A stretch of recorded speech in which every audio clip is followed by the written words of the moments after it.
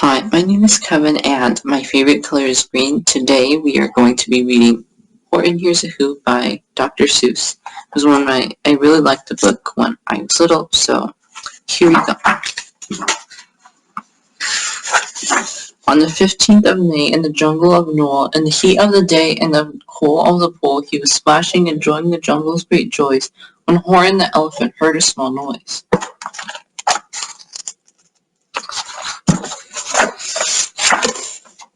So Horton stopped splashing. He looked towards the sound. That's funny, thought Horton. There's no one around. Then he heard it again, just a very faint yelp, as if some tiny person were calling for help. I'll help you, said Horton, but who are you?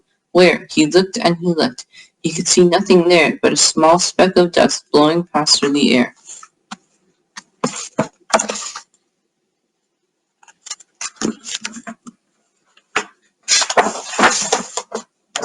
I say, murmured Horton, I've never heard tell of a small speck of dust that is able to yell.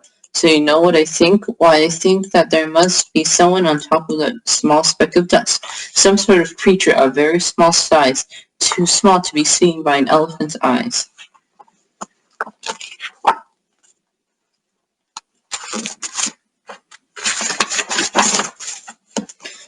Some poor little person who's shaking with fear that it'll blow in the pole he has no way to steer. I'll just have to save it, because after all, a person's a person, no matter how small.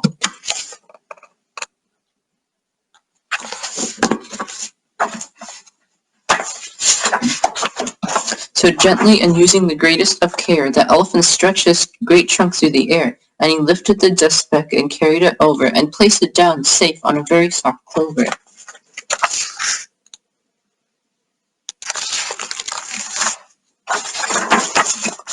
Humph, humphed the voice.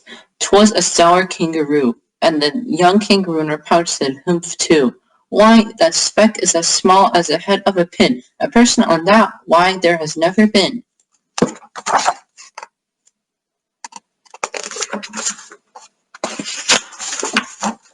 Believe me, said Horton, I tell you quite sincerely. My ears are quite keen, and I heard him quite clearly. I know there's a person down there, and what's more, quite likely there's two, even three, even four. Quite likely a family, for all that we know, a family with children just starting to grow. So please, Horton said, as a favor to me, try not to disturb them. Just please let them be.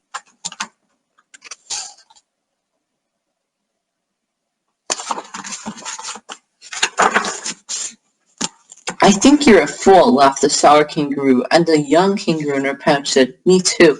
You're the biggest blame fool in the jungle of Noel. And the kangaroos plunged in the cool of the pool. What terrible splashing, the elephant frowned. I can't let my very small persons get drowned.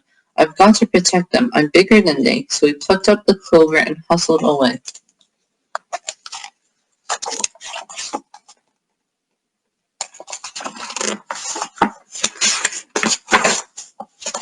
Through the high jungle tree-tops, the news quickly spread.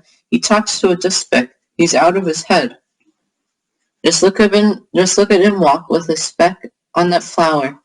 And Horton walked, worrying, almost an hour. Should I put this speck down? Horton thought with alarm. If I do, these small persons may come to great harm. I can't put it down, and I won't. After all, a person's a person, no matter how small.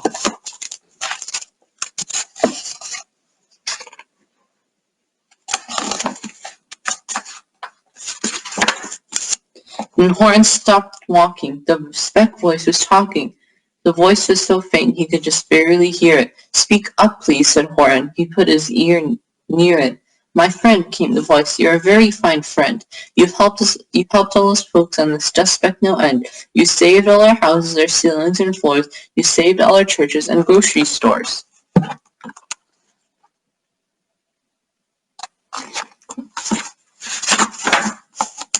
You mean, Horton gasped, you have buildings there too? Oh yes, piped the voice, we most certainly do. I know, called the voice, I'm too small to be seen, but I'm mayor of a town that is friendly and clean. Our buildings to you would seem terribly small, but to us who aren't big, they are wonderfully tall. My town is called Whoville, for I am a Who, and we Whos are all thankful and grateful to you.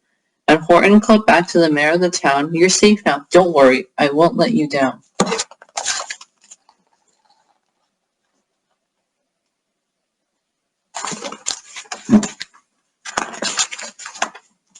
But just as he spoke to the mayor of a speck, 3 big jungle monkeys climbed up Horton's neck. The Wickersham brothers came shouting, "What rot! This elephant's talking to who's who are not. There aren't any who's, and I don't have a mayor, and we're going to stop all this nonsense, so there."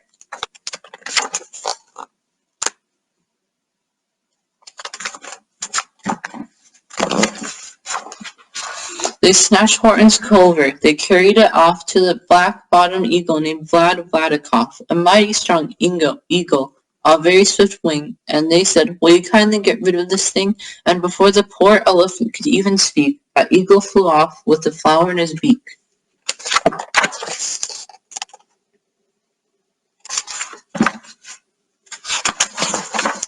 All that late afternoon and far into the night, that black-bottomed bird flapped his wings in fast flight, while Horton chased after, with groans over stones, that tattered his toenails and battered his bones, and begged, "Please don't harm all my little folks, who have as much right to live as its bigger folks do."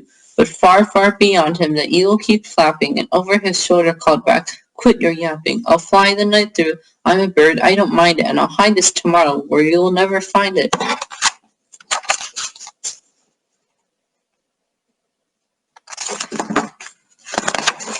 And at 6:56 the next morning he did it. It sure was a terrible place that he hid it. He let the small clover drop somewhere inside of a great patch of clovers that was 100 miles wide. "Find that," sneered the bird, "but I think you will fail," and he left with a flip of his black-bottomed tail.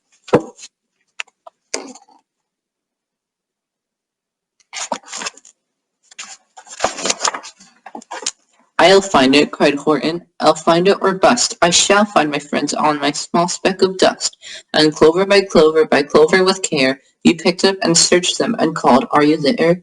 But clover by clover he found that the one he'd sought for was just not around, and by noon poor old Horton, more dead than alive, had picked, searched, and piled up 9,005.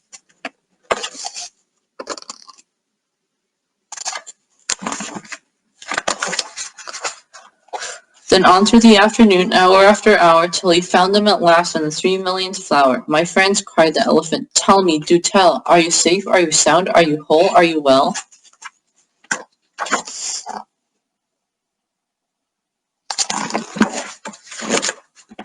From down in the speck came the voice of the mayor. "We really had trouble, much more than our share. When that black-bottomed birdie let go and we dropped, we landed so hard that our clocks have all stopped. Our teapots are broken, our rocking chairs smashed, and our bicycle tires all blew up when we crashed. So Horton, please," pleaded that voice of the mayor's, "will you stick by us who's while we're making repairs?" "Of course," Horton answered, "of course I will stick. I'll stick by you small folks through thin and through thick."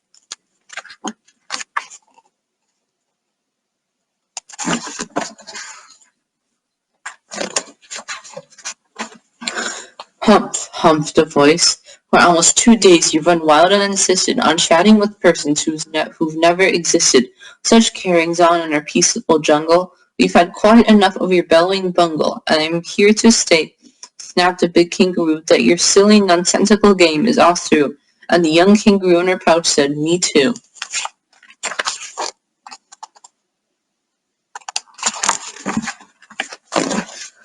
With the help of the Wickersham brothers and dozens of Wickersham uncles and Wickersham cousins and Wickersham in-laws, whose help I've engaged, you're going to be roped, and you're going to be caged. And as for your dust speck, that we shall boil in a hot steaming kettle of betel-nut oil. "Boil it," gasped Horton. "Oh, that you can't do. It's all full of persons. They'll prove it to you."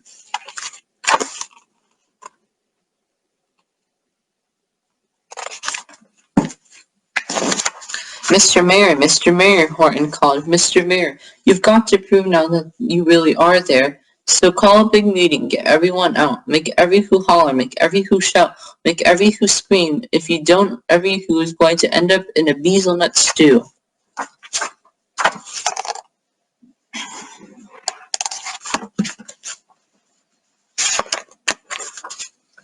And down on the dust speck, that sacred little mayor, quick call it a big meeting in the Whoville town square. And as people cried loudly, they cried out in fear, "We are here, we are here, we are here, we are here."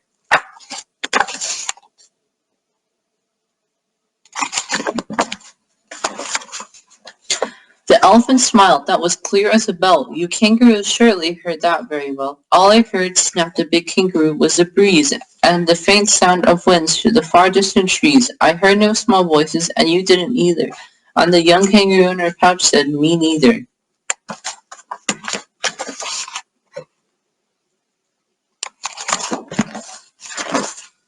Grab him, they shouted, and caged the big dope. Lasso his stomach with 10 miles of rope. Tie the nuts tight so he'll never shake loose. Then dunk that dumb speck in the bezelnut juice. Horton fought back with great vigor and vim, but the Wickersham gang was too many for him. They beat him, they mauled him, they started to haul him into the cage. But he managed to call to the mare, don't give up, I believe in you all. A person's a person, no matter how small, and you very small persons will not have to die if you make yourselves heard. So come on now and try.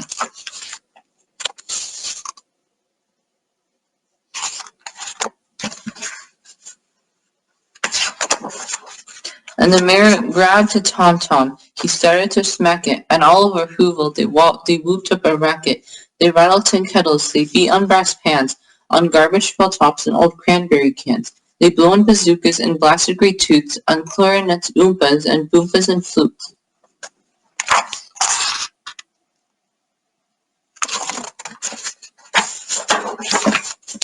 Great gusts of loud racket rang high through the air. They rattled and shook the whole sky. And the mare called up through the howling mad hullabaloo. Hey, Horton, how's this? Is there sound coming through? And Horton called back, I can hear you just fine. But the kangaroo's ears aren't as strong, quiet as mine. They don't hear a thing. Are you sure all your boys are doing their best? Are they all making noise? Are you sure every who down in Whoville is working? Quick, look through your town. Is there anyone shirking?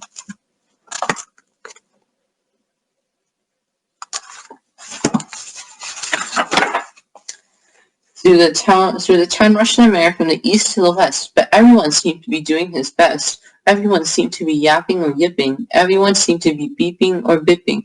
But it wasn't enough, all this ruckus and war. He had to find someone to help make more. He raced to each building. He searched for the floor.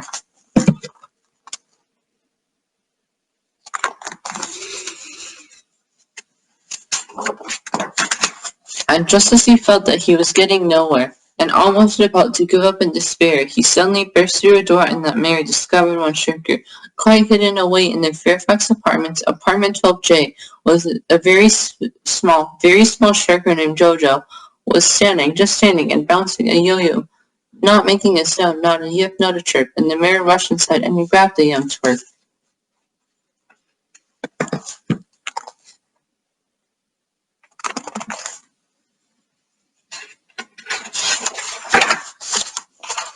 And he climbed with the lad up the Eiffelberg Tower. This, cried the mayor, is your town's darkest hour. This the time for all who's who have blood that is red to come to the aid of their country, he said. We've got to make noises in greater amounts, so open your mouth out, for every voice counts. Thus he spoke as he climbed. When he got to the top, the lad cleared his throat and shouted out, Yaw!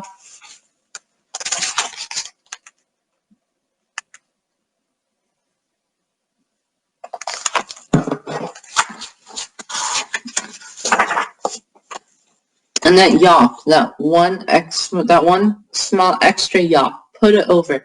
Finally, at last, from that speck on that clover, their voices were heard. They rang out clear and clean. And the elephant smiled. Do you see what I mean? They've proved they are persons, no matter how small, and their whole world was saved by the smallest of all. How true, yes, how true, said the big kangaroo. And from now on, you know what I'm planning to do? From now on, I'm going to protect them with you. And the young kangaroo in her pouch said,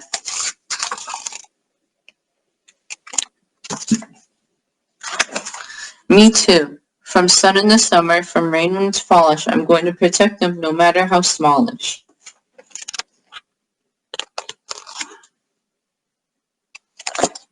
Dear Jans, I hope you enjoyed that book. I really liked it when I was small, so